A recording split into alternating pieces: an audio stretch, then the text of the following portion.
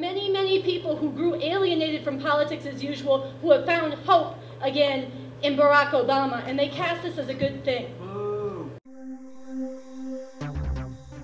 It's always kind of strange when you walk into the convention centers. Today I was just in is it the Coke or the Pepsi Center. So it's hard to keep all the brands straight. It's sort of like Barack Obama is like a NASCAR now. He's going to have a logo on every possible part of it. And John McCain is going to wear an American flag, but it's going to be shaped as a Nike swoosh. It's a new evolution. And they're spending $50 million just in federal money alone on the so-called security operation here. I'm sure many of you who are out in the streets today saw just a small portion of it when Ron Kovic led people to the gates and actually blocked access and shut down journalists from going into the convention center to get their 18th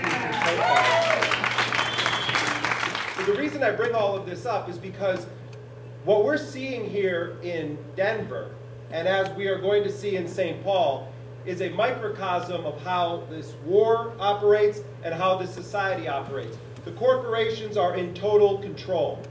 The corporations are driving the agenda. When it comes to war and political conventions, there is not a Democratic Party and a Republican Party. There's a corporatist party which represents both of those constituencies.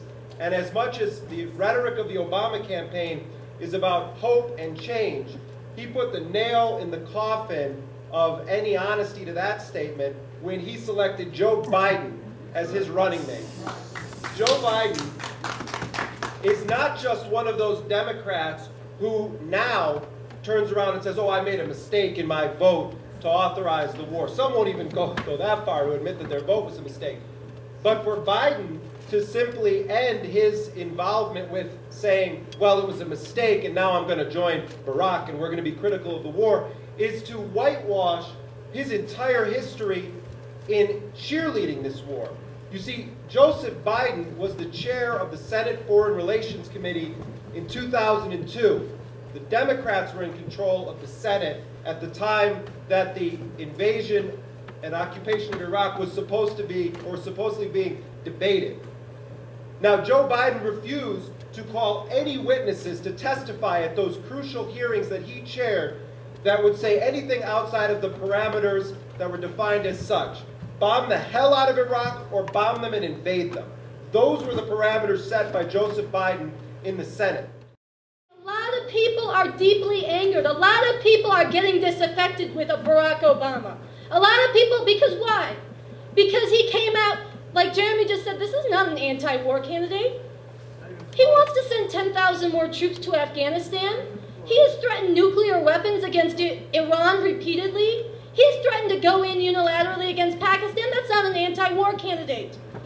He voted for Bush's FISA bill to legalize massive spying of the American population and to cover up and render retroactive immunity to everybody who broke the law in the Bush administration and in the telecom, to cover up so that people will never know how far that crime went.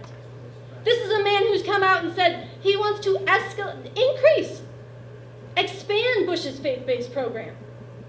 This is not somebody who's taking us. We have a move towards theocracy in this country, and he wants to expand the faith-based program. We have a fascist assault on women's reproductive rights, the right to abortion, the right to birth control. And he's out there saying what? We have to reduce abortions. We have to make common ground. He's featuring Bob Casey, a fanatic anti-choice, anti-abortion candidate, in the halls of the DNC this week. There is a reason people are growing disaffected, and frankly, it's a good thing. There are many, many people who grew alienated from politics as usual who have found hope again in Barack Obama, and they cast this as a good thing. This is not a good thing. People are right to get disaffected. The question is not how do we get them to believe, and how do we use our anti-war credentials to make Barack Obama more palatable. The question is, how do we go out to people and tell them the truth about what it's really going to take, about the fact that he is not going to stop this program. Maybe he's different in some flavors or some varieties than McCain. I'm not contesting that, but it is about how to run an empire. That's what he's auditioning to do. And it's time for people to confront, and I think this is a reality.